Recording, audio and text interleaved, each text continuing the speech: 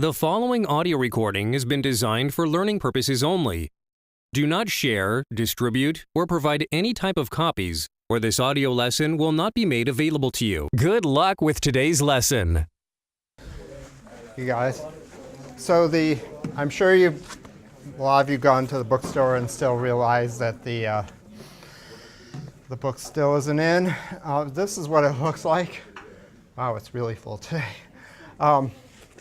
And I'm going to put a few copies on reserve, and my dean is looking for some extra copies, so I'm hoping that we can at least get half a dozen on reserve in the library. So if you want to go over and take a look at it in next week, and hopefully it's going to come in. I don't know what to tell you. I just had another meeting just right now, like literally a minute ago, with my dean, and she's really frustrated too. So sorry about that. Let me just quickly go over attendance, because I think there's people here that weren't here the other day.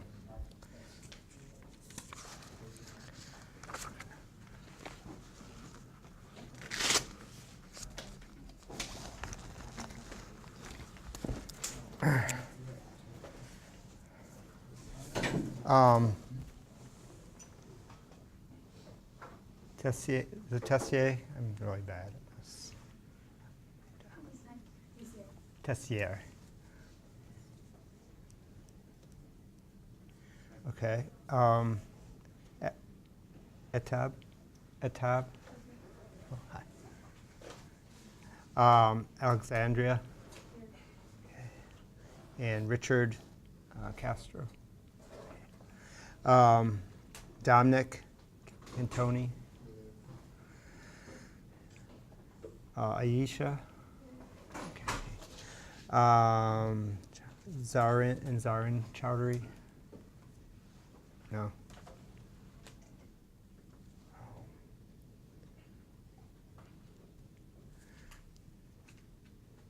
Deandra. And Jesse Gabriel. Here. Hey. Daniel. And Nara. Stephen. And India. Hajari. Oh. I guess if these people show up, we're going to have to move to another class. Are there any seats left? Oh. No. Malia. Yeah. And Davis Herrera. Francisco. Yeah. Okay. And Heather Hollenbeck. One seat. Emma. Here. And Thomas J. Jr. Asma. Yes. Oh. And Bailey. Nina. Andrew Page. Jimmy Petway. Okay. Jared Schultz. Good. Karina. Paul. And Marteus. Yeah. Lewis. Hey. John Tremper.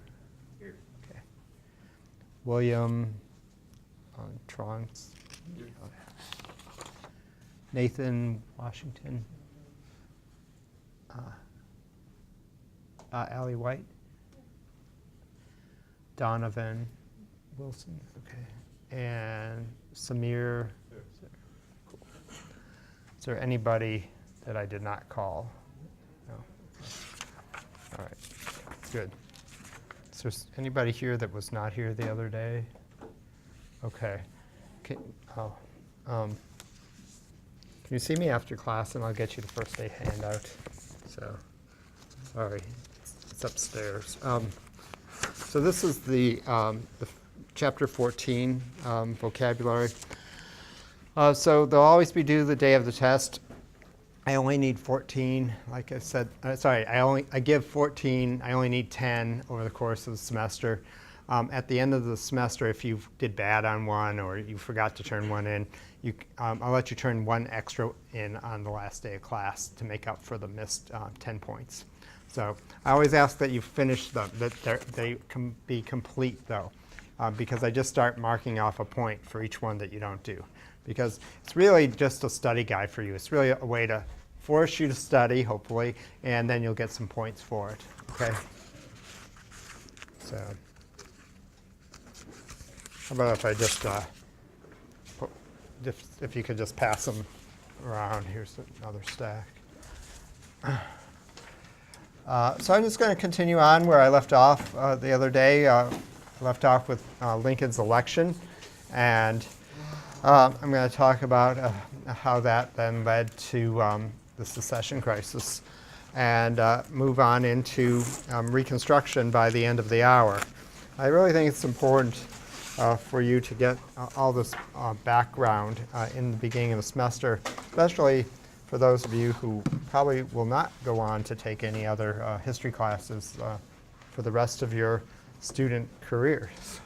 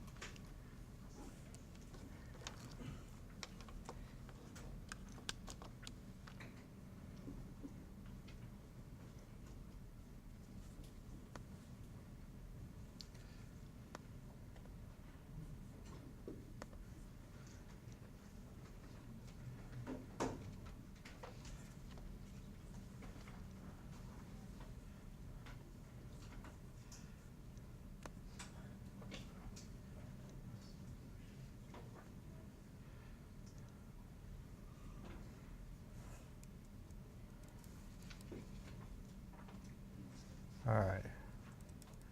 So, so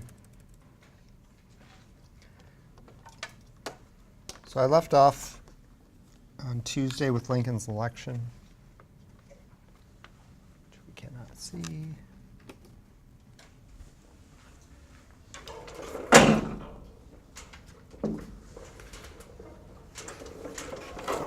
Yeah, this is the problem this room has. Screen sometimes. Actually, that's not so bad. Some days I have to tie it down with a chair.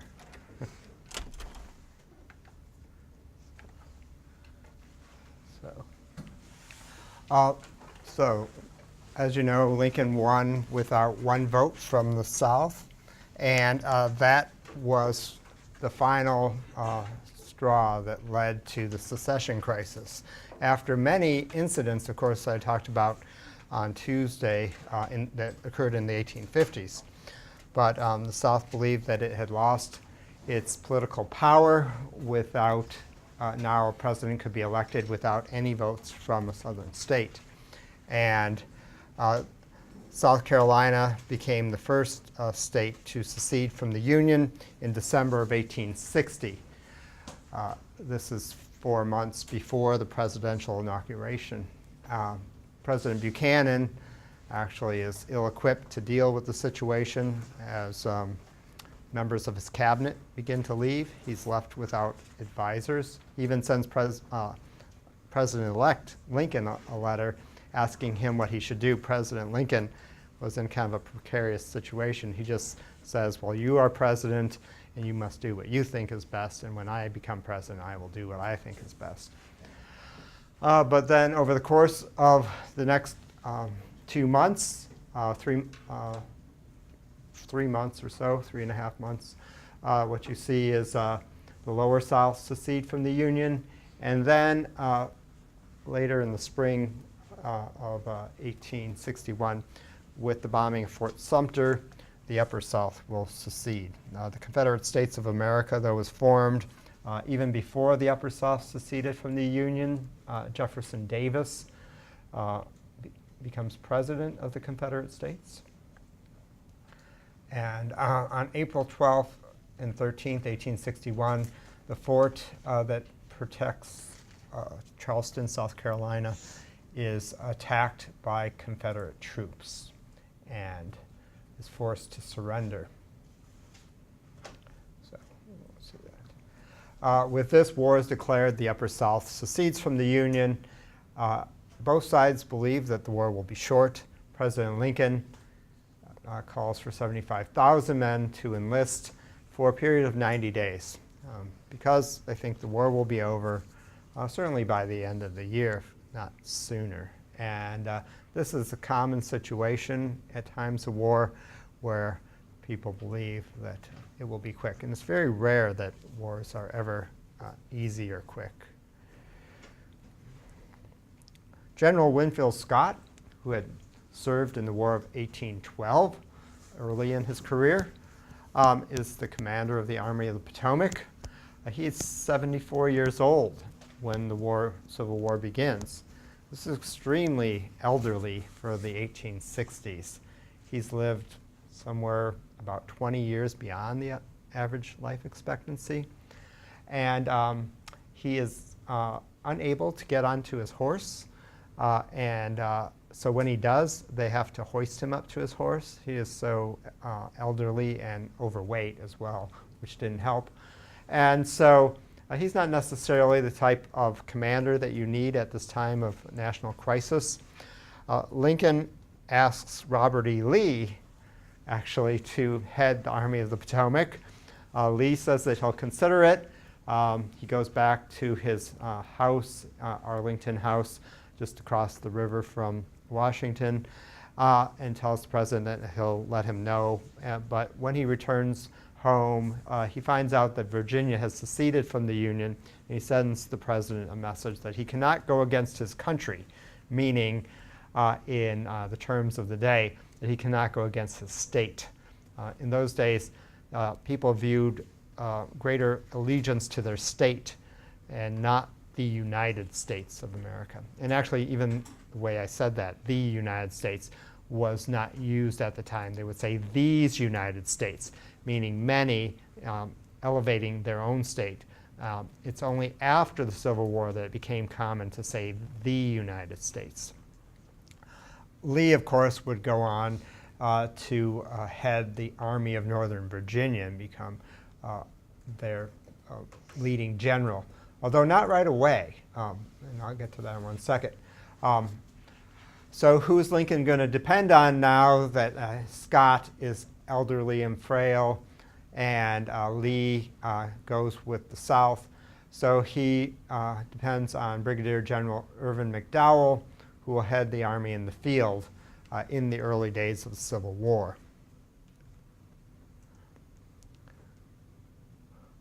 The Confederacy, the Army of Northern Virginia, their army is not headed by Lee right away, but by Joseph Johnston. Johnston will be injured the following year in the Battle of the Severn Pines, and that's when Lee will become the commander of the Army of Northern Virginia. So it's not until over a year later that actually Lee heads that army, even though we tend to think of him as always being there, which he pretty much was, but not that first year. I mean, he was serving, obviously, but not as the head. Politically, there were many laws that are passed by the United States Congress. So a number of issues that had come up in the 1850s, but were unpopular with Southern senators and congressmen. Some of these terms you will find either in chapter 14 or chapter 15 when you do get the book. This, hopefully today, I'll put it in greater context of actually why they were passed. They're passed because they now have support. The South has left the Union, and you don't have that opposition, which had always been there. And so most of these measures have been certainly something that Northern senators and congressmen wanted to pass. Because the Civil War is raging in 1862, when most of these laws are passed, we tend to think that everybody in the North was extremely supportive of the government and of the military when this crisis occurred. But that was not necessarily true for a variety of reasons. One major reason was many people were actually sick of the South's opposition. They're whining over slavery all the time. And they thought it was just a good idea that they go form their own country and the North could be rid of them. So there wasn't support from people like that. There was also those who were not necessarily willing to give their support right away because they didn't know what the war was about. President Lincoln was unwilling in that first year or so, a little bit longer than a year, of why we were actually fighting the war. Was it for slavery? He was only willing to go far enough to say that he was willing to preserve the Union, and he said that he would do it with or without slavery. But he wouldn't come out and directly say that he wanted to end slavery. It's not until 1862 that would happen. So Congress passes these laws in part in order to garner support from the public for greater moral support from the public. So the Land Grant College Act, something that would have been quite popular in the North, but not necessarily popular with Southerners because I think I mentioned the other day, in the South, those who controlled society, who had money, they certainly believed in education, but only for themselves and their families, not necessarily for the poor white people, which was a majority of Southern white citizens, and then obviously not for slaves. It was actually illegal to teach your slave to read or write, although some planters actually did because they did believe that slavery would eventually end and they wanted their slaves, or what they would have said, their people, to be prepared for life as a free citizen. But primarily, the support for education was coming from the North, and what the Land Grant College Act does is it creates agricultural and mechanical colleges. Michigan State, for example, will be one of the land grant colleges that will be formed after the passage of this law. The Homestead Act, another law that was not necessarily very popular in the South because you could only get 160 acres of land for free from the government. How many of you think 160 acres of land is a lot of land? Yeah, I think it's a lot of land. I only have about half an acre, and I think it's too much grass to cut. But 160 acres is a good sized family farm, but it is not a plantation. Plantations can be thousands, tens of thousands of acres, actually. So Southern planters would not have favored this because they were not thrilled about having a lot of basically middle-class farmers moving in, taking up all the good land, getting good government land. They were the ones who wanted to acquire all the best property for their children and grandchildren so that they could spread the plantation economy westward. So, but now with the South gone, the North is able to pass this law. 160 acres of land, once you live on it for a period of 5 years, once you make improvements to it, like cutting the trees, breaking the sod, farming, ranching on it, building permanent buildings, then you can apply for permanent ownership for it once you've met those requirements. The Pacific Railroad Act, that was actually something supported by both Northerners and Southerners. The problem is that there were arguments over where the railroad should go. the Union Pacific and the Central Pacific, which would eventually make up the Transcontinental Railroad. Southerners often wanted a much more southerly route. Many Northerners wanted a much more northerly route, and no one seemed to be willing to compromise. Once this act passes, actually, it's put in a very good place. It really is a compromise. And it's right in the middle of the continent. It leaves from basically St. Louis. The furthest west you could go was a little bit west of St. Louis, Missouri, at that time on railroads. So what they did is that they then built the Transcontinental Railroad. They actually worked in two directions. One way they were working their way eastward, and the other way they were working their way westward, and they would eventually meet in 1869 at Promontory Summit in Utah.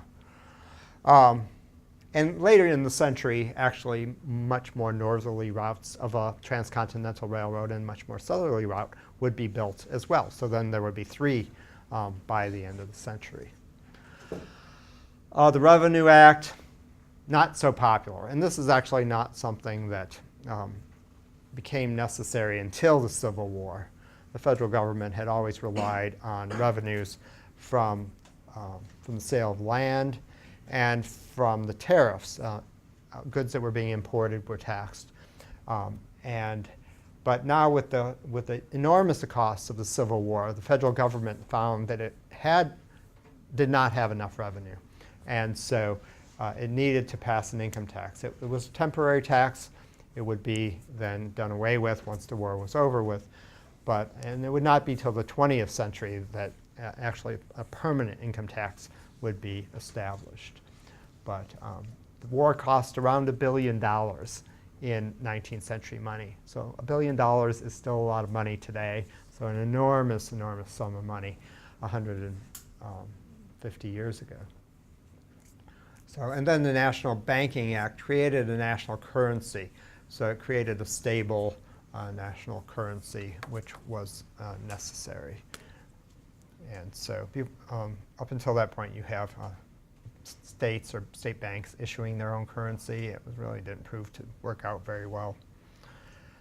Although there was some gold coins already, government coins before that. So certainly there had been skirmishes since the attack on Fort Sumter, but there had not been a major battle in the war until July. July the 21st, 1861 is the Battle of Bull Run. Technically, there's two names for this battle, and there's often two names for battles during the Civil War, and it's because of the way that the battles were reported in the press in the North and then in the press in the South. In this case, the first Bull Run, which it became known as because a year later there would actually be a second Bull Run, but the Battle of Bull Run was also called the Battle of Manassas, and the Southerners used the term the Battle of Manassas. Manassas was the town, and then Bull Run was a small creek that ran through the farmland where the battle was fought. But it's the first major battle of the Civil War, and it is a battle that's fought, at least a big part of it's fought on the McLean farm. Wilmer McLean was a farmer who, him and his family were just horrified by what had occurred on their farm, and they decided that they would leave their home and move away because they didn't want to be in this corridor between Richmond, Virginia, the capital of the Confederacy, and Washington, D.C. And rightly so, because there were a lot of battles that were fought between that corridor over the course of the next 4 years. There would be actually another Bull Run just a year later, which obviously in 1861 they couldn't predict. It was going to be basically right there again. But anyway, they move away to be far, far away from war. And I'll talk about them later on today. So this is just a little video about the battle itself.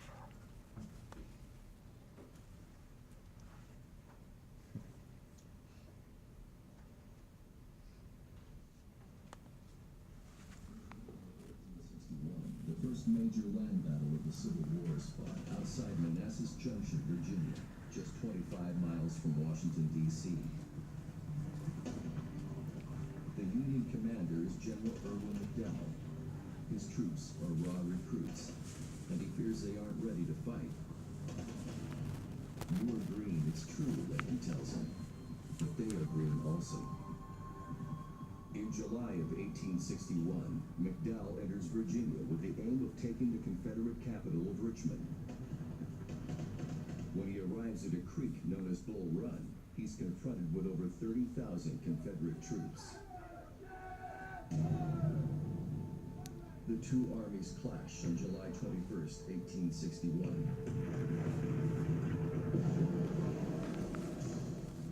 Many people in Washington, D.C. decided this was a beautiful day to head down in carriages with picnic lunches, and they would take up a position on a nearby hill and watch the battle take place, much like a soccer game or a football game.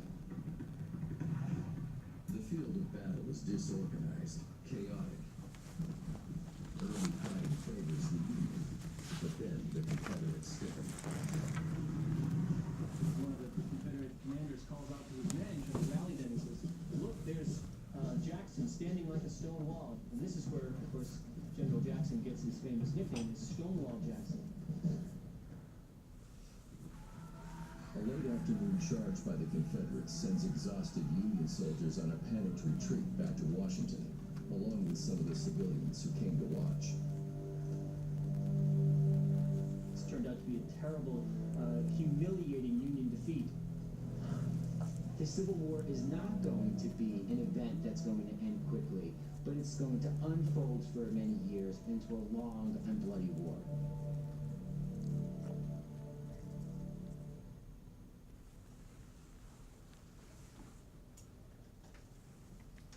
So, this battle, though, well, I think it's fascinating how people were so naive about war, and how citizens of Washington, D.C. went out to watch the battle. They definitely learned a lesson that not to do that. Actually, Washington, D.C. was set in a panic after the Battle of Bull Run, because it was not prepared. There were not the type of fortifications and security surrounding the city, and the city could have been not only attacked but actually invaded by Confederate troops, and it may have fallen. President Lincoln actually spent the entire evening, he didn't go to bed, he stayed up all night directing the government to pack up important documents. They were preparing to flee the city, as well as directing the military to try to do whatever they could very hastily to fortify the city to prevent any type of invasion. It was fortunate that both sides were well, at least both sides were very green. But obviously it's fortunate in this case that the South was so green and inexperienced that they did not follow up their victory and pursue the Union troops. All right. So sometimes there's a glitch with my PowerPoints, and it just sort of disappears after I show a video like that. So I don't know why. Sometimes it does it, and sometimes it doesn't. So, okay, there it is. So obviously this is not a class about the Civil War, and we don't have a lot of time to spend on it. So I've just tried to pick out certain highlights about the war so that you'll at least be exposed to some of the major points. I actually took a whole course in graduate school that studied the Civil War and Reconstruction, so an entire semester on just this topic alone. You don't have to write these generals down, but I did want you to be aware how President Lincoln had a great problem in finding a general who could actually be successful in not only winning a battle, but winning the war. Although definitely in the early years of the war, it was often difficult to even win a battle for the North. Once Lincoln finds a new general to replace Scott, he settles on George B. McClellan. McClellan was a veteran of the Mexican-American War, fought back in the 1840s. Therefore, he had military experience, which is something that many people, of course, did not have at this period of time. Many people had very low knowledge of war itself, because the last war that would have been fought where there was large populations was the War of 1812, about 50 years earlier. So McClellan was also an experienced businessman. He worked for the railroad industry, which was basically high tech for the time. It's like hiring someone with a lot of managerial skills out of Silicon Valley. So that was seen as a good thing as well. And in that respect, McClellan was a really great general. He was able to get the troops ready to fight, which they were not initially. And he trained them morning, noon, and night. The problem was McClellan had an issue with sending the troops out to fight. So the men actually really loved him because they were like, he's got our back. But the problem was he needed to send them out so that the war could end. And Lincoln was often driven to distraction. There's cases in which Lincoln is sending messages, telegrams to General McClellan saying, you must move, you must go out into the field, and McClellan always had some reason why they couldn't. So it's not till the spring of 1862 that finally McClellan takes the troops out to fight in the Peninsula Campaign, in which we captured Williamsburg, Virginia, but unfortunately Williamsburg was no longer the capital of Virginia and certainly not the capital of the Confederate States. And so it was not successful. He'd be replaced in late 1862 with Ambrose Burnside. Then later in 1863 by Joseph Hooker. Ladies of the evening are often referred to because of this incident where they would visit Hooker's men would visit the red light district during the Civil War, and ladies of the evening became known as hookers because of that. Major General George Meade, essentially he did serve out the entire rest of the war from June of '63 until June of 1865 at the end of the war, but technically Ulysses S. Grant is given higher rank, and he actually would report directly to the president. And when finally Grant comes to Lincoln's attention and Lincoln believes that he's the guy to do it, to finish the war, that's what he tells Grant. He says, I don't care what you do, but you have to end the war, and or how you do it. And and Grant was, of course, the man to do that. He would not let the troops rest, which was often an error that other generals made after victories. They would pursue the enemy rather than not, which was a problem throughout the war. So the Confederacy has a lot of problems. Obviously, they're starting a new country, trying to start up a new country. So they have financial issues. They have political issues. They're creating a country because they don't like anyone telling them what to do, specifically about slavery. Historically, it's been taught for over 100 years that the Civil War was about states' rights. But really, that was a polite way to say it was about states' rights to have slaves. And if you go back and look at the secession documents, there's been recent research on this from all the Confederate states. They mention over and over again that this was about slavery, even though they tried to deny it in the decades after the war. The Confederacy needed international support. They needed recognition by foreign governments that the Confederate States of America was a legitimate nation. And the South thought that they could force governments, specifically England and France, to recognize them if they stopped selling them cotton. Cotton was a major export in the United States, a major part of the United States economy at the time the war started. England and France were two of the very, very large buyers of American cotton. And this proved to be damaging, actually, to the South because there was only a short window of opportunity when they were able to sell a lot of cotton early in the war to the Europeans because the Union gunboats blockaded southern ports. And very quickly, within that first year, it became impossible to get cotton out. There were blockade runners, but it was not something that was easily done once you get further along in later months and years of the war. So, but that was a tactic. They sent diplomats to Europe, although initially the diplomats were stopped and arrested when a Union boat stopped a British ship, found these two Confederate diplomats on board. But President Lincoln had to bow to international pressure and allow the diplomats to go free and go to England and France to negotiate with the Europeans.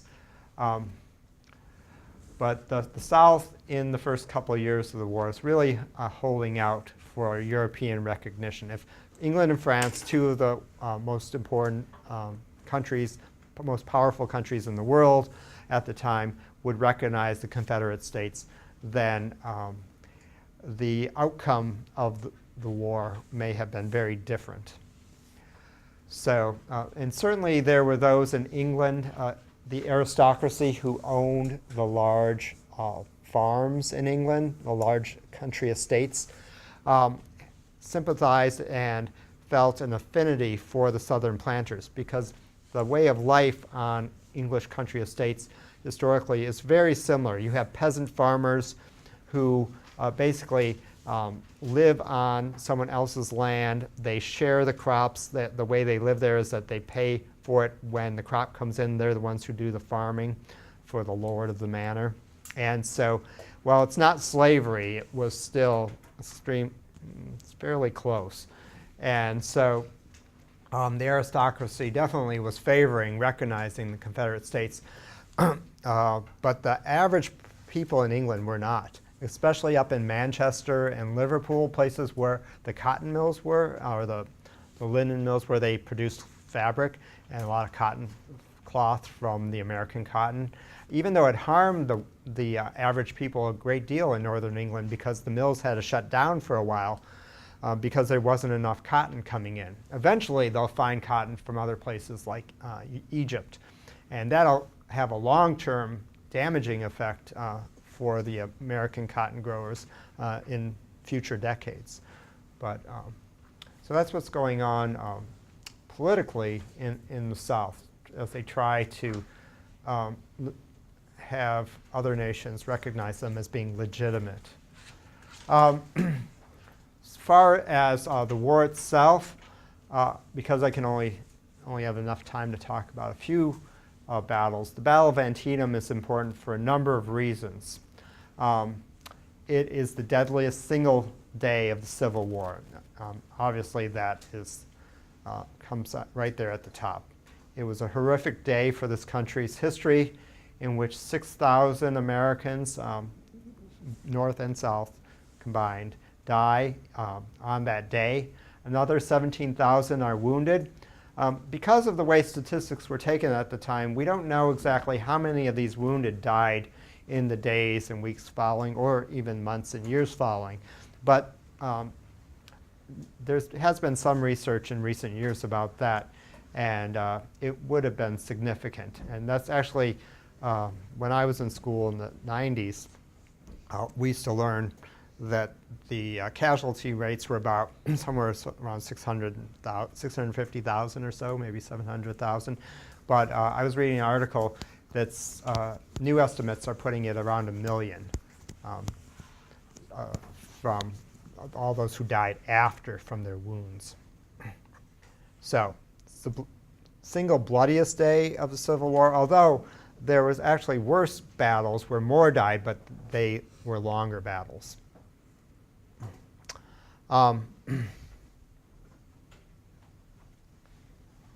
There's a couple other things about the battle as well. It was a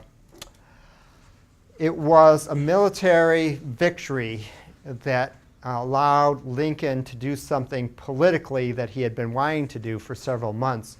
But without a military victory, it would look like Lincoln was just caving in to, and this would be a last-ditch effort. So Lincoln had been wanting to announce that he was going to free the slaves. But the problem was the military was doing so poorly throughout 1862 until the Battle of Antietam that he just couldn't do it. He would have looked weak. So he needed a victory, and Antietam gave him that victory because the Union Army was able to hold the field. Even though technically, if you look at the losses, it's pretty horrific, but because it was a technical victory by holding the field, it was a win. And so he needed that. That actually helps for the midterm elections as well for the Republican Party in a couple months in November. So politically, it was a good thing for the Republicans politically. So Lincoln will now announce that he is going to free the slaves, that the war is about freeing the slaves, and he issues the Emancipation Proclamation. Although it only applies to states that had seceded from the Union, it does not count for those states. There's 4 states, actually, that still have slavery that did not secede from the Union. And that would later be dealt with by the 13th Amendment to the Constitution, which would be passed in late 1865, that would free all slaves. So it's only in the Confederacy, mostly where Lincoln does not have any authority. By this point, it's really the Union Army is really only in fringe areas of the Confederacy, in sea islands, barrier islands along the coast, and some coastal areas of the southern states, and New Orleans, which they've taken the New Orleans in order to have control of the Mississippi. The war, by the way, is actually fought in the west along the Mississippi as troops work their way up and gunboats work their way up the Mississippi River. One last thing about the Battle of Antietam and then the announcing of the Emancipation Proclamation. European intervention does not occur. They don't recognize the Confederate States because now that Lincoln has declared that this is about slavery, then European nations are all in favor of ending slavery. And the British had already done this by this time. So,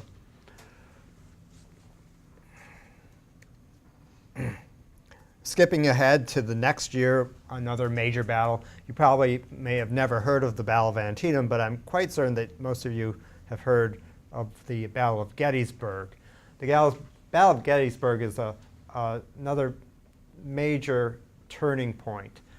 So now, of course, the Union is fighting to free slaves. The Battle of Gettysburg is really seen as this turning point. The war has been dragging on now since 1861, so for 2 years.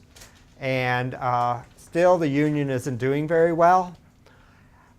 So things certainly could have been different if the Union lost.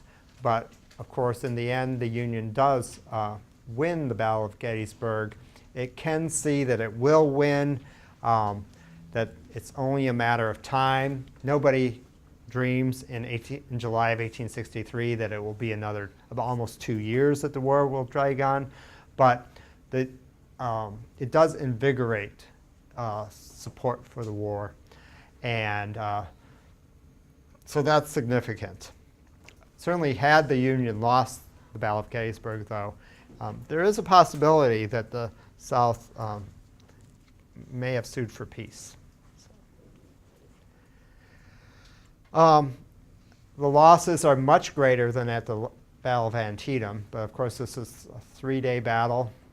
The casualties are so high during the Civil War because armaments had become much more deadly by the mid-19th century.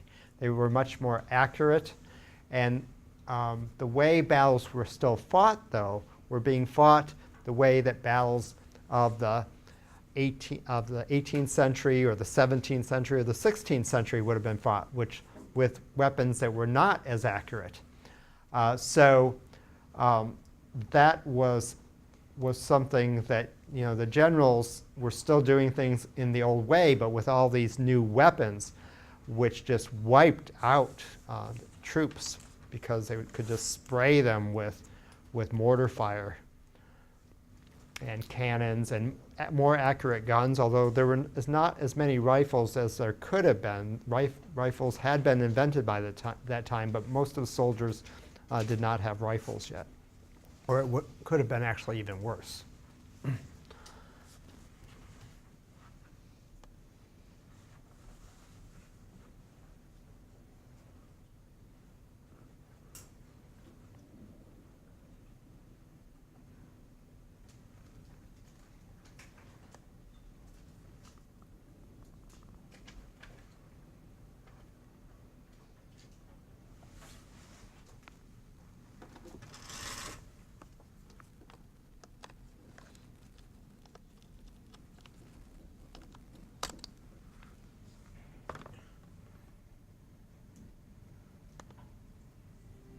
In July 1863, two armies faced off on a piece of farmland that's come to be known simply as Gettysburg.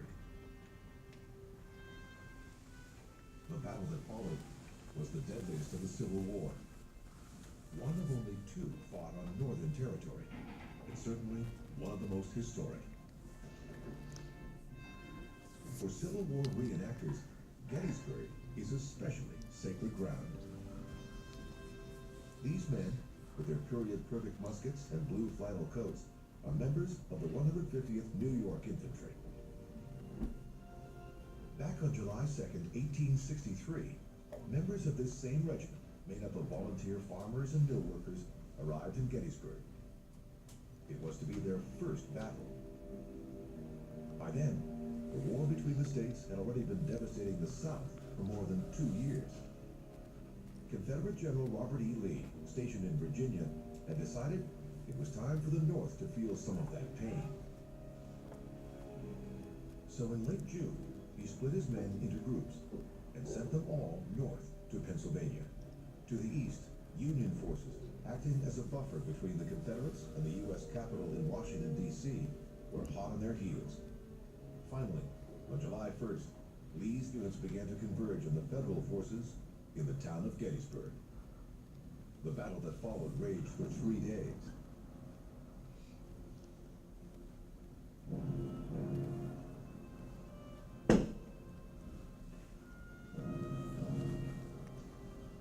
On the afternoon of July 2nd, it arrived here at the Rose family's front door.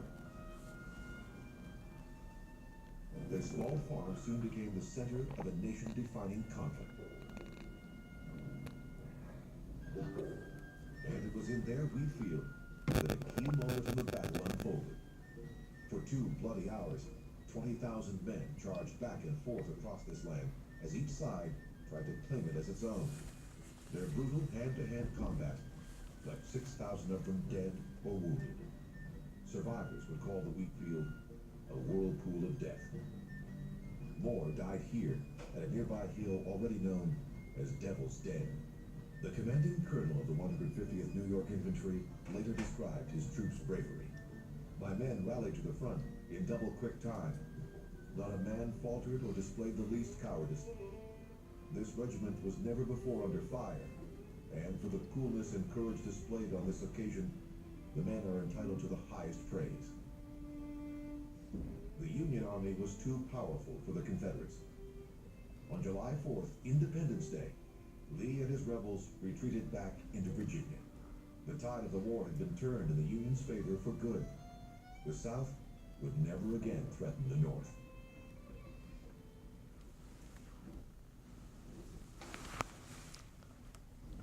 So what's interesting about that invasion of the North is that Robert E. Lee insisted that his men not steal from the farmers in the countryside, that they pay for everything that they would take. And the problem was they were paying in Confederate dollars, which of course was not worth anything in the United States.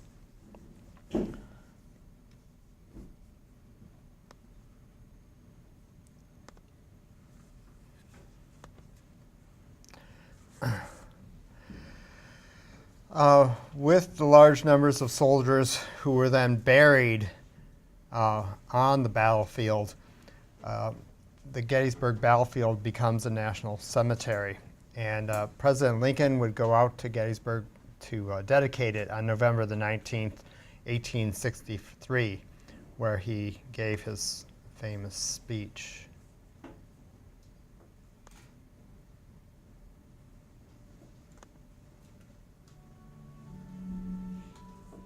"47 years ago, our fathers brought forth on this continent a new nation, conceived in liberty and dedicated to the proposition that all men are created equal.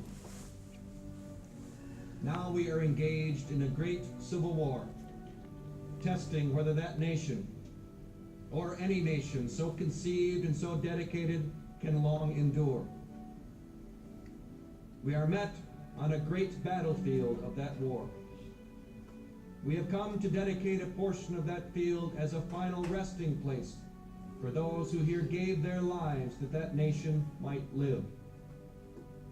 It is altogether fitting and proper that we should do this. But in a larger sense, we cannot dedicate, we cannot consecrate, we cannot hallow this ground. The brave men, living and dead, who struggled here have consecrated it far above our poor power to add or detract. The world will little note nor long remember what we say here, but it can never forget what they did here. It is for us, the living, rather, to be dedicated here to the unfinished work which they who fought here have thus far so nobly advanced. It is rather for us to be here, dedicated to the great task remaining before us, that from these honored dead we take increased devotion to that cause for which they gave the last full measure of devotion. That we here highly resolve that these dead shall not have died in vain, that this nation, under God, shall have a new birth of freedom, and that government of the people, by the people, for the people, shall not perish from the earth. So, if you've never heard the Gettysburg Address, there it is. And we do remember both what they did and what he said. Remarkably, the speaker before the president went on for something like 2 or 2.5 hours. Nobody remembers what he said. So it's considered to be one of the great speeches of all times.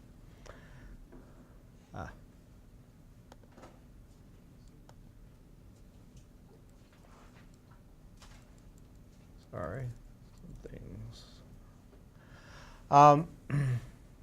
It's not until 1863, and actually the Emancipation Proclamation, which also allows African Americans to join the military. African Americans certainly wanted to join the military earlier than 1863. There was a large, several 100,000 free African Americans that did live in the North at the time that the war started.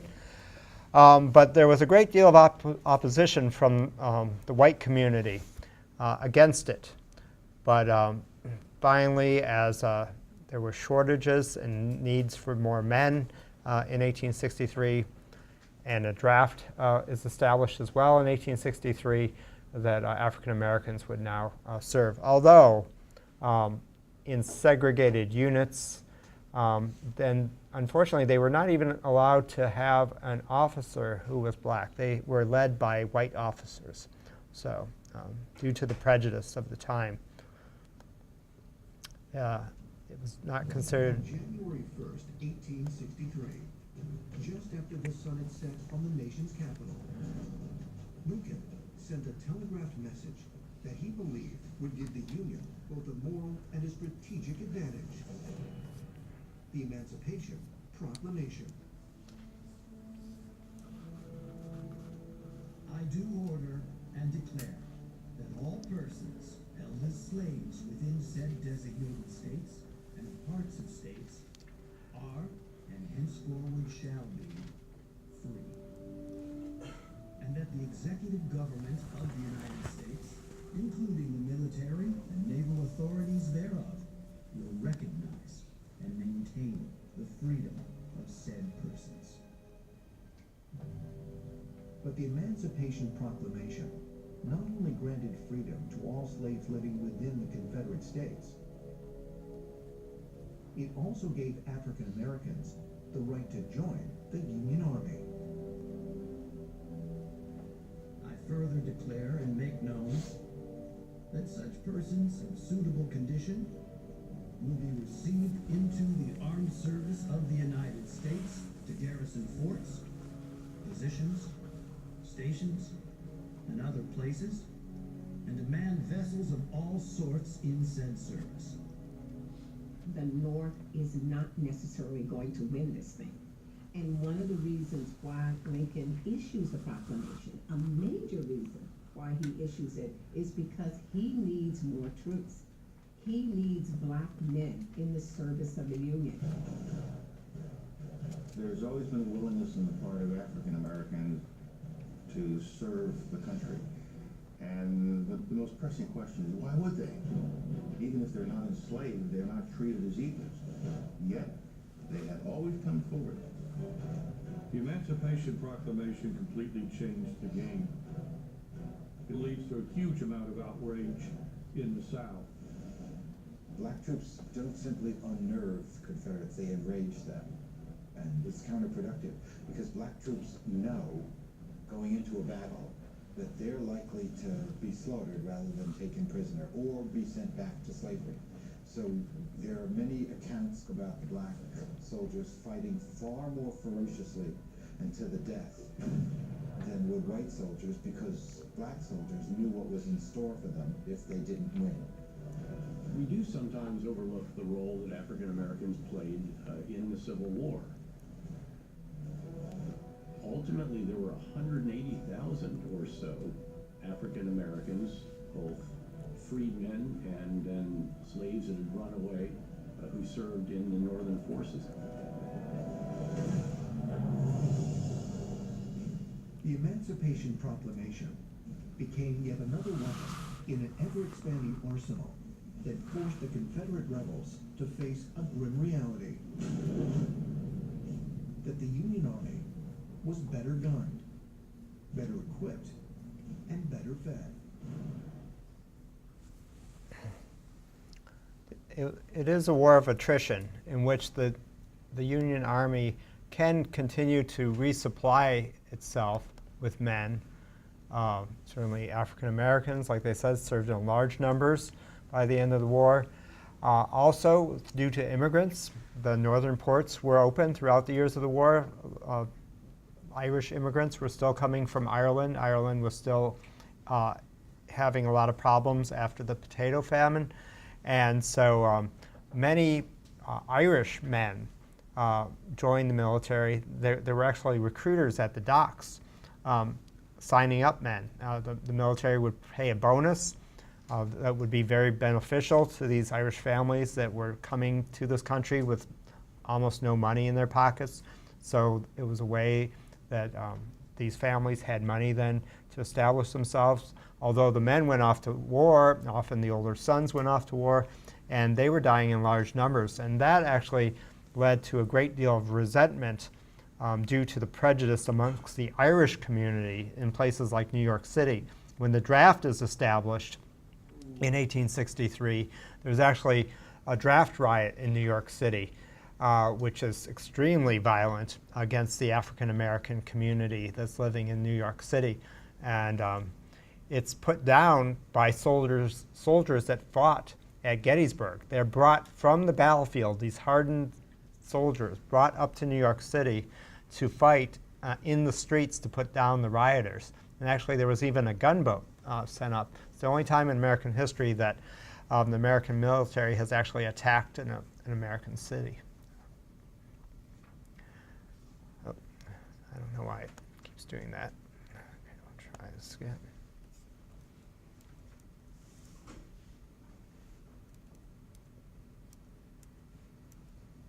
All right. So I put here the economy, the collapse of the Southern economy. The Southern economy is in shambles by the time you get to the last year of the war. In Richmond, Virginia, for instance, in the winter of 1865, it cost $12 for a dozen eggs, for one example. And certainly inflation was rampant. That's a great example of hyperinflation, prices going out of control. In the North, certainly there was inflation due to the war, and this government spending brought about a great deal of inflation. But nevertheless, there was a lot of money being made in the North during the war. If you were a businessman and you had a company that could supply the military, there are millionaires being made left and right in those years of the war. Getting a government contract could be very beneficial, although there are a lot of unscrupulous business people as well who were not serving our country well by the supplies that they were making. And there's one instance where a uniform manufacturer used such cheap materials that when it started to rain, the soldiers who were wearing his uniforms, literally the seams started to unstitch and they started to just fall apart. So I've mentioned Grant and Lincoln, how he reported directly to the president, how the president says, I don't care what you do, but you have to win the war. You have basically free reign, and you will report directly to me. So Grant is appointed lieutenant general. No one had held such a rank since George Washington. And so that was a major show of confidence that Grant could win the war. And Grant will bring William Tecumseh Sherman eastward as well. Sherman had fought in the Western Campaign along the Mississippi. And Sherman's job is to bring the war to the Deep South. The Deep South, for the most part, had avoided the war. And so the main goal is to capture Atlanta because Atlanta is the wealthiest city in the Confederate States. It provided more wealth to the Confederacy, more supplies to the Confederacy than any other city. And so it had to be neutralized. And after the siege of Atlanta, Atlanta will be captured on the 2nd of September, 1864.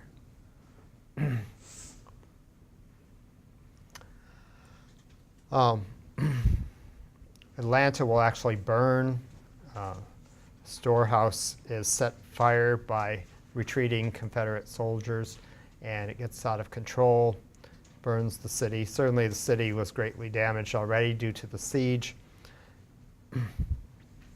And then Sherman will head to Savannah, Georgia, in what's known as Sherman's March to the Sea. Sherman will march to the sea through the swamps of Georgia. There was actually no road at the time.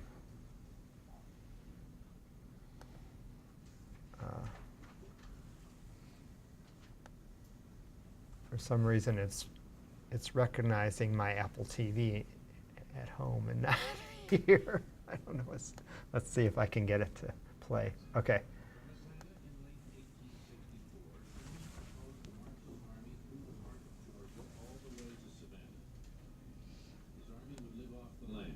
Destroying everything in its path that could conceivably aid the faltering Confederacy, and a good deal that couldn't. I can make this march, he promised, and make Georgia howl. Lincoln's advisors thought Sherman's plan foolhardy. The president approved it. If you can whip Lee, and I can march to the Atlantic, Sherman told Grant, I think Uncle Abe will give us 20 days leave to see the young folks. There are rumors that we're to cut loose and march south to the ocean. We're in fine shape and I think could go anywhere Uncle Billy would lead. Private Theodore Upson. Before leaving Atlanta, Sherman ordered all townspeople, white and black, out of their homes, then directed his men to burn or destroy anything of use to the rebels. Civilians looted the town and helped spread the blaze throughout the city. A grand and awful spectacle is presented to the beholder in this beautiful city, now in flames. The heaven is one expanse of lurid fire. The air is filled with flying cinders. The city, which next to Richmond has furnished more material for prosecuting the war than any other in the South, exists no more as a means for injury to be used by the enemies of the Union. Sherman began his march. 62,000 men in blue were on the move in 2 great columns. Their supply train stretched 25 miles. A slave watching the army stream past wondered aloud if anybody was left up north. The name of the captain of Atlanta, if he fails now, will become the scoff of mankind and the humiliation of the United States for all time. If he succeeds, it will be written on the tablet of fame. London Herald.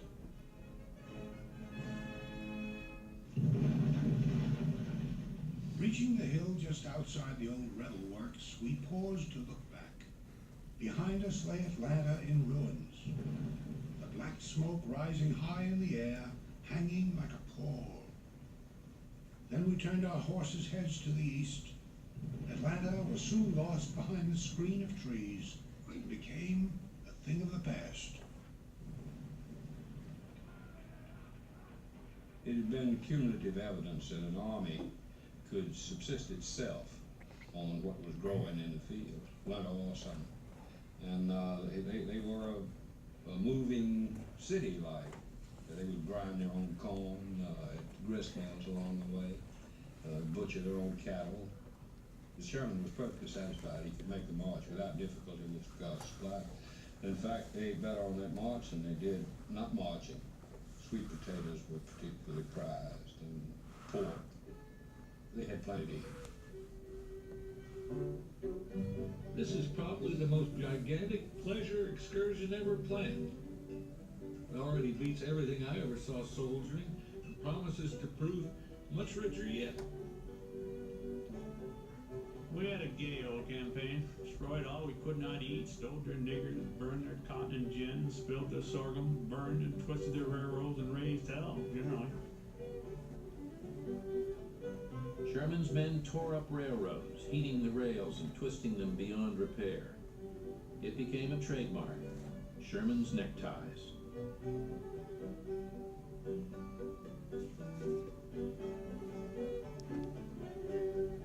He forbade his men to plunder the homes they passed, but neither he nor they took the order very seriously.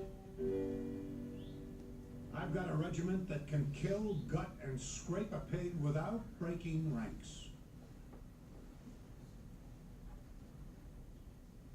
They say no living thing is found in Sherman's track, only chimneys, like telegraph poles to carry the news of his attack backwards.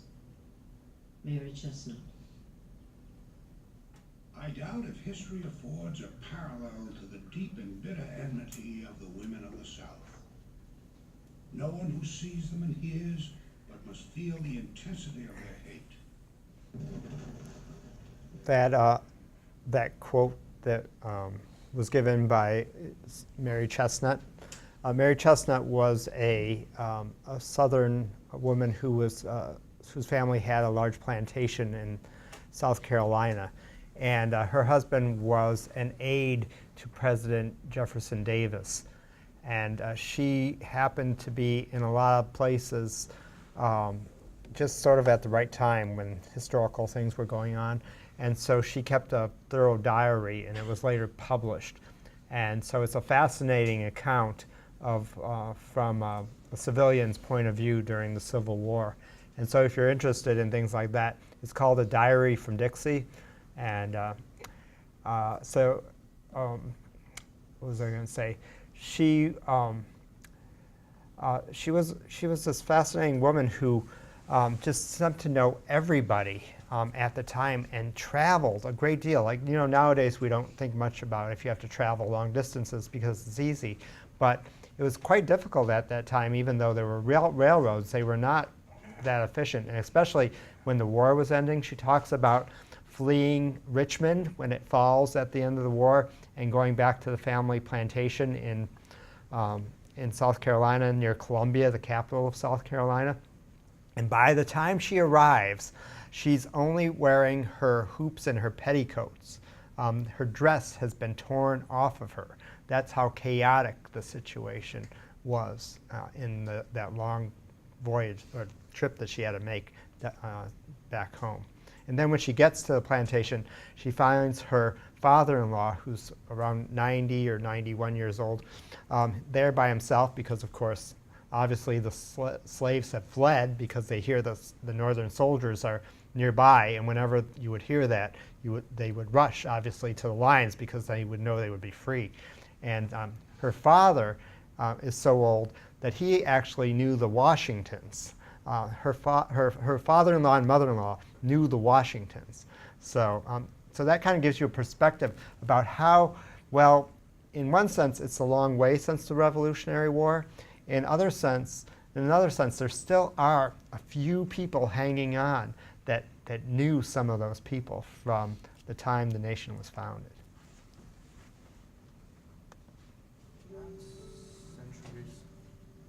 As far as the eye could reach, the lurid flames of burning houses lit up the heavens.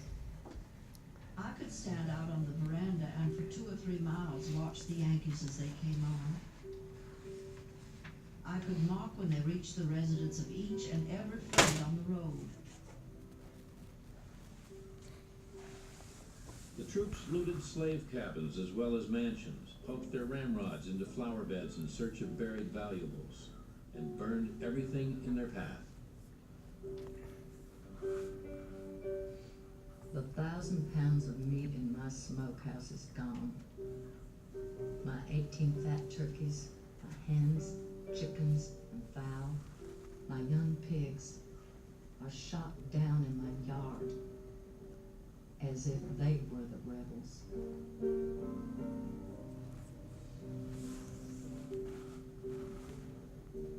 The cruelties practiced on this campaign towards the citizens have been enough to blast a more sacred cause than ours. We hardly deserve success.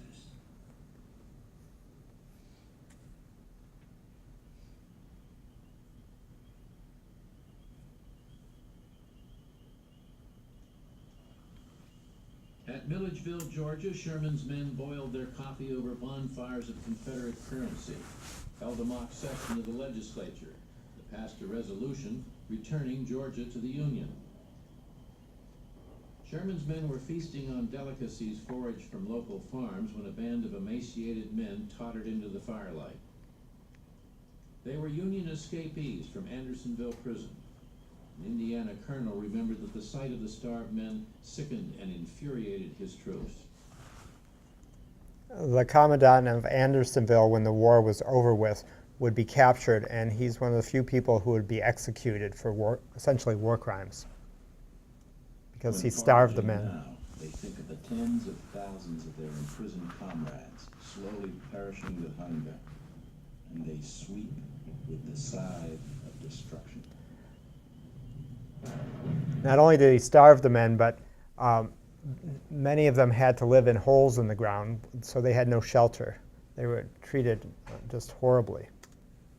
Before they were through, Sherman and his men would cross 425 miles of hostile territory and wreak $100 million worth of havoc. South would never forget. We will fight you to the death. Better to die 1,000 deaths than submit to live under you and your Negro allies. General John Bell Hood. Lacking a leg and the use of one arm, John Bell Hood had to be strapped to the saddle each morning, but he fought as hard and as recklessly as ever. Hood and his dwindling army now tried to divert Sherman's attention by moving north to join forces with Nathan Bedford Forrest's cavalry and invade Tennessee. Sherman was delighted. If he will go to the Ohio River, I'll give him rations, he said. My business is down south. Waiting for Hood in Tennessee was a fresh, well-equipped Union army a third again as large as Hood's, commanded by George Thomas, the Rock of Chickamauga. At Franklin, Hood ordered a series of 13 hopeless charges in which 12 Confederate generals and 7,000 soldiers were lost. More men than U.S. Grant had lost at Cold Harbor the year before, more than George McClellan lost in all the battles of the 7 days in 1862. Franklin is a horrendous battle, and the flower of the army fell. There's a strong suspicion that Hood was trying to discipline his army by staging that charge, and there's some truth in it. His army was wrecked. The defeat at Nashville was in large part due to what had happened at Franklin a month before. At Nashville, George Thomas attacked what was left of Hood's army. My boot was full of blood and my clothing saturated with it. I reached General Hood's headquarters. He was much agitated and affected, pulling his hair with his one hand, he had but one, and crying like his heart would break. Sam Whiteman. Hood's army had disintegrated. I beheld for the first and only time, he confessed, a Confederate army abandon the field in confusion. Hood resigned. Lee recalled Joe Johnston to active duty and put him in charge of patching together whatever Confederate forces remained outside of Virginia. We were willing to go anywhere or to follow anyone who'd lead us. We were anxious to flee, fight, or fortify. I have never seen an army so confused and demoralized. The whole thing seemed to be tottering and trembling.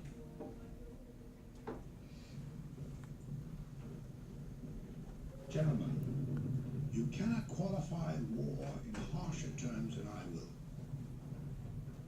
We cannot change the hearts of these people in the South, but we can make war so terrible and make them so sick of war that generations will pass away before they again appeal to it. William Tecumseh Sherman.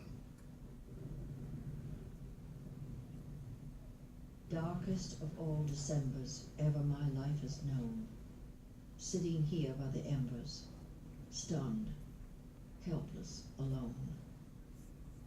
Mary Chestnut. So this clip was part of Ken Burns' documentary on the Civil War, and it's probably the most thorough account of the Civil War that's been done as a documentary. It's like 9 or 10 episodes, and so if you can find it online, I told class yesterday that if you want to watch War is Hell or Our Better Angels, the last two of the whole series, it's really fascinating to see what happens towards the end of the war. We've only seen a little bit of it, and then how the peace comes in the very last episode. So it's usually on YouTube, but I was just looking it up, and it looks like it may be blocked now. So I don't know. But anyway, if you're fascinated or interested in this period of history, it's really a good way to learn about it, and you can probably binge watch it in a couple days.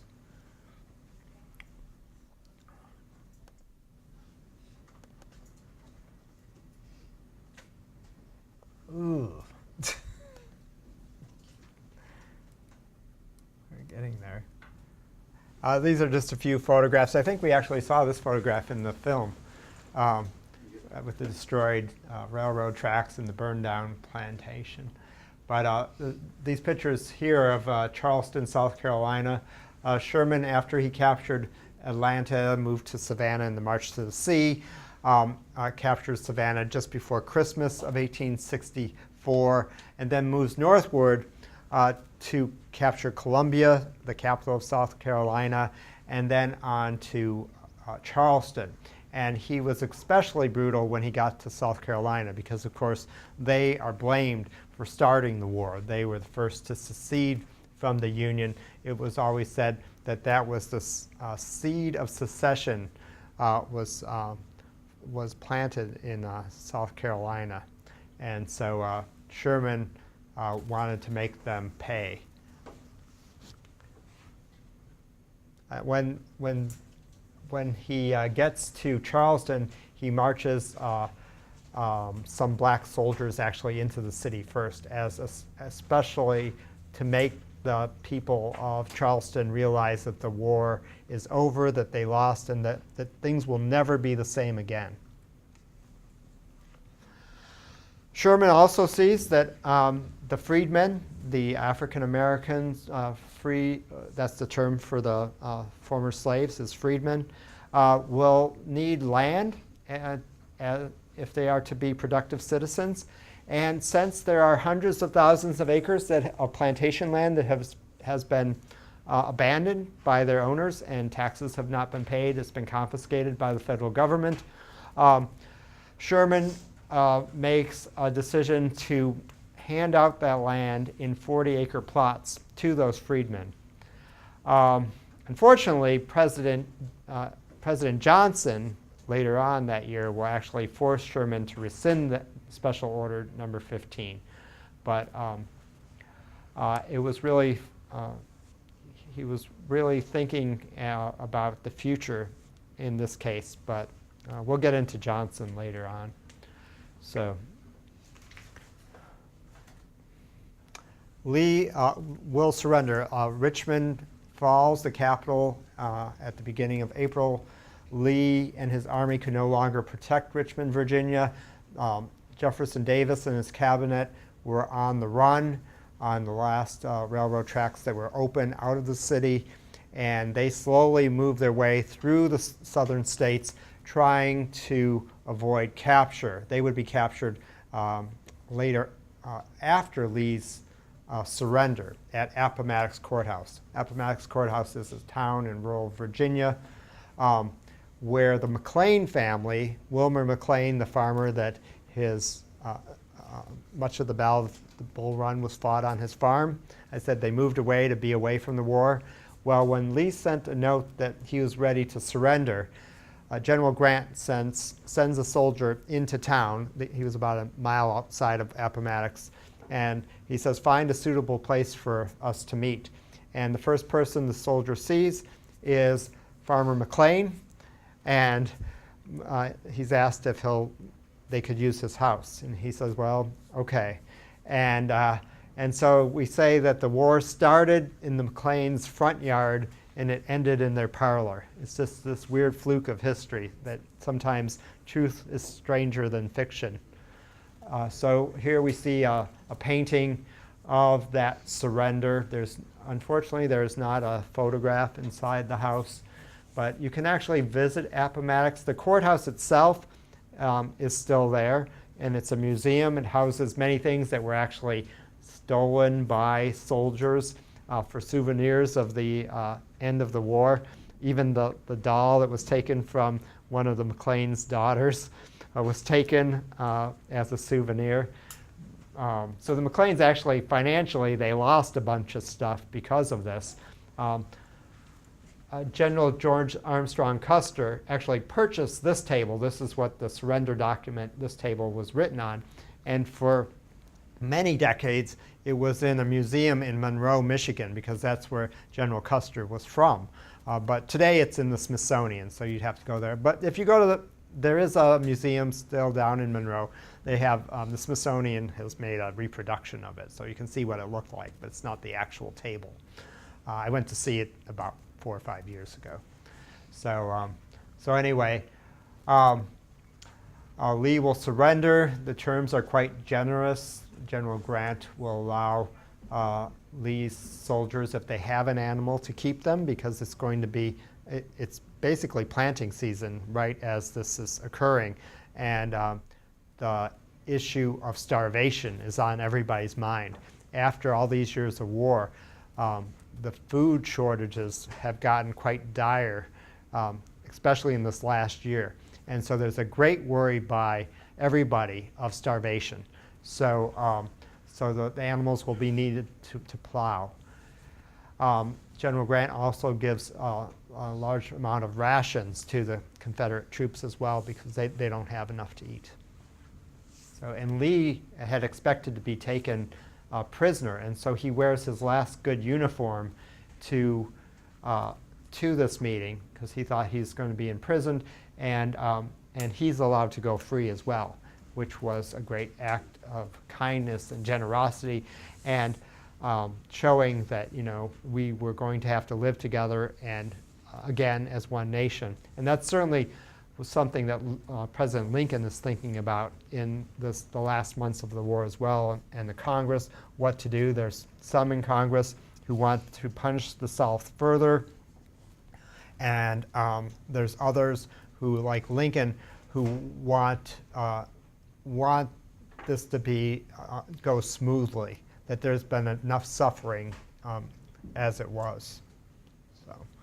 So Reconstruction will begin with the surrender of the Army of Northern Virginia, although actually Johnston's army was not captured for several more weeks by General Sherman. So there is still stuff going on, but technically we say that the war is over once the Army of Northern Virginia has collapsed and Lee surrenders. Lee did believe he could have fought one more battle, but he believed that there was no sense sending even more men to face their deaths when he knew the outcome, that the war was lost. So in that respect, that was obviously a good thing, that he saved some lives. So the process of Reconstruction will be very, very long.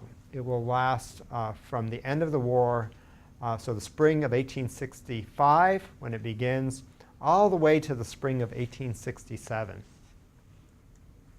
Certainly something nobody could have envisioned when the war ended. Lincoln's plan for the Reconstruction process is known as the 10% plan. It's really quite lenient. Once 10% of Southerners took a loyalty oath to the Union, then those Southern states could have a constitutional convention. They could establish their state government, and they could apply for readmittance to the Union itself. Essentially, they would be going through a process very similar to what the territories would go through, basically for this readmittance process. 10% is quite a low percentage to find enough people to take an loyalty oath to the Union. Certainly, that would not have been a problem. What is often overlooked is that there was a percentage of Southern states that did not support secession from the Union at all. And so there were pockets throughout the South. Sometimes I find it funny when you see just reports from Southern states sometimes with, you know, guys going around all proud of their Confederate heritage. And sometimes it's actually in areas that were historically not supporting the Confederacy back in the 19th century when the war was going on.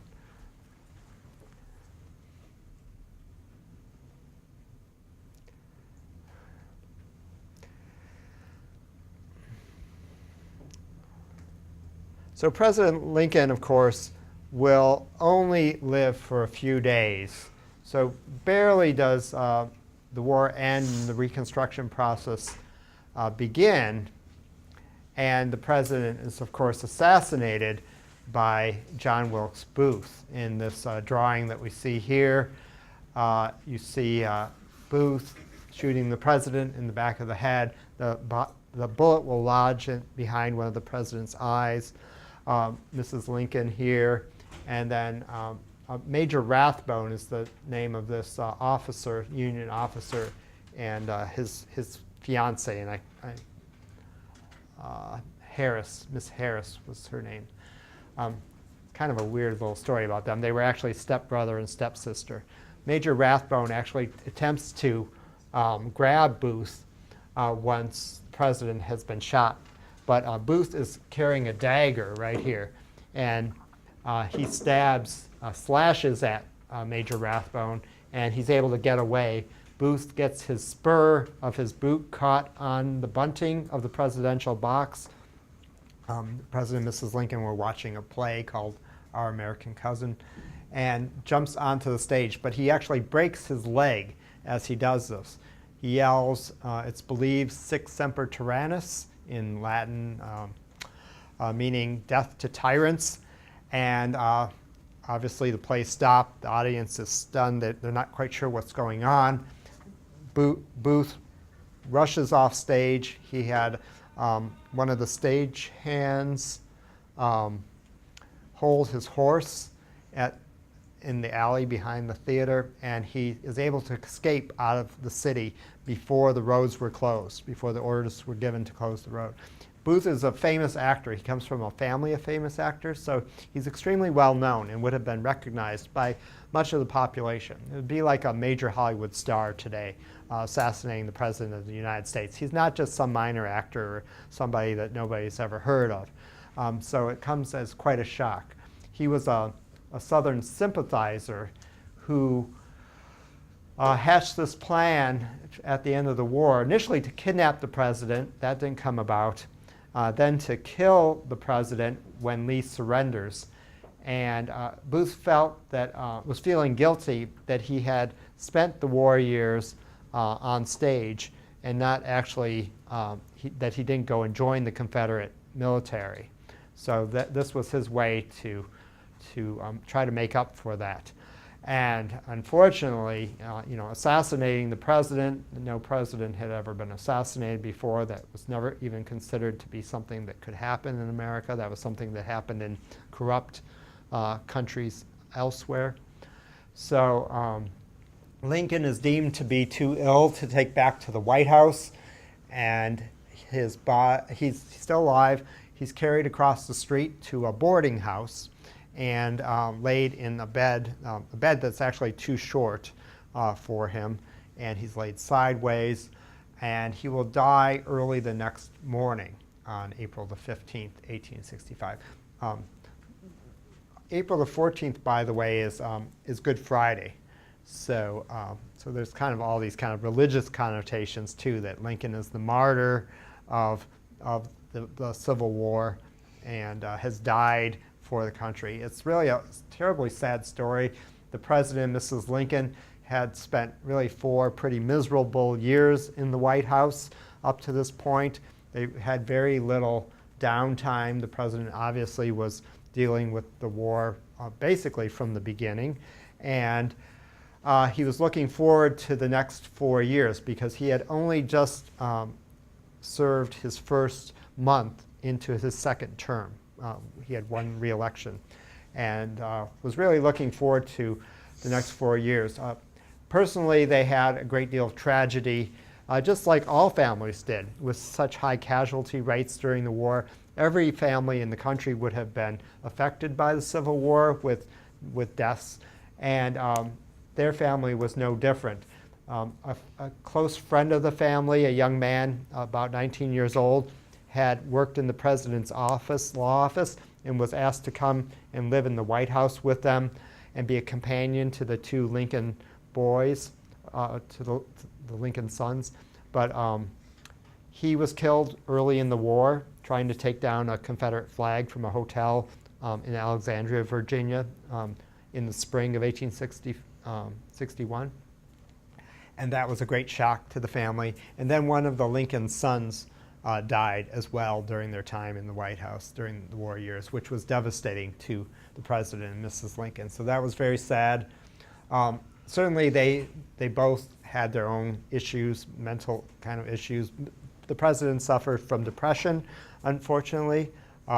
We don't really necessarily know what else was going on medically because this is really before a lot of medical science. But Mrs. Lincoln certainly was erratic.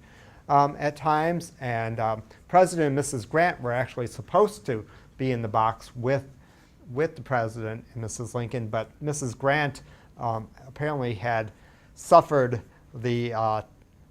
some harsh words from Mrs. Lincoln not long before, and she did not wish to put herself through that again.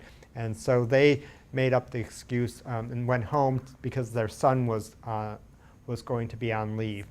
And so there was actually a few people asked to join the Lincolns, and they were declined. And finally, Major Rathbone was asked and went.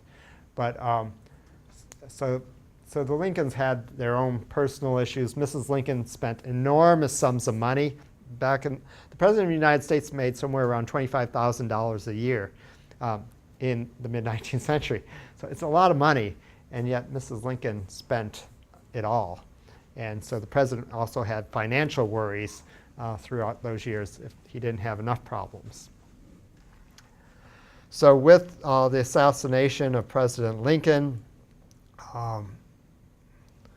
Andrew Johnson, the vice president, would become president. The dead president would be buried in Springfield, Illinois, but only after a funeral service in the East Room of the White House, and then his body would actually be taken through the major cities of the country, where his open casket would be viewed by thousands and thousands of people every time.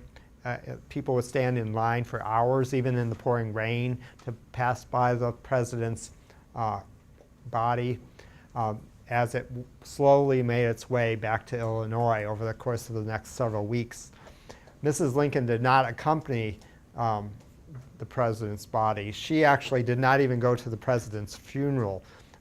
She returned from the boarding house when he died the next morning to the White House, went directly to her room, and she did not leave for about a month. It was actually proved to be quite a difficult situation because the new president and his wife needed to move into the White House, and yet Mrs. Lincoln was unwilling to move out of the White House. Understandable. Yeah, you can only imagine how traumatized the poor woman would have been. She was already not especially stable, and then for something horrific like that to happen. Vice President Johnson actually was part of Booth's plot for assassination, but the man who was planning to attack him chickened out at the last minute, fortunately, although once we start studying President Johnson, you'll think, what a terrible situation the country has found itself in now, because President Johnson is a Democrat from the South. He's a white racist Southerner, and he essentially believes many, if not all, of the things that the planters did about race, other than maybe slavery should be ended, but that's about it. He is not willing to be a friend to the freedmen at all, the freed slaves. And so the country finds itself in a really, really difficult situation. Johnson is generally regarded by historians as one of the top 3 worst presidents in American history. And it depends. Sometimes Buchanan is, who just came before Lincoln. Lincoln, of course, is always considered to be one of the best. You know, Washington and Lincoln are right there at the top. But then Lincoln is surrounded by the 2 worst. Buchanan, who came just before him, who didn't know what to do during the secession crisis, and then Johnson, who takes over for the Reconstruction process, which is a mess. It's a mess. But unfortunately, we'll have to talk more about this when I see you next week. So hopefully that's been informative. Not too dry. I try to have a lot of pictures. This is generally how things go. Hopefully we'll get to talk a little bit more as the semester goes on too. And if you need me to stop or go back or slow down, please let me know. I know I tend to talk awfully fast. So anyway, enjoy your weekend. Good luck with today's lesson.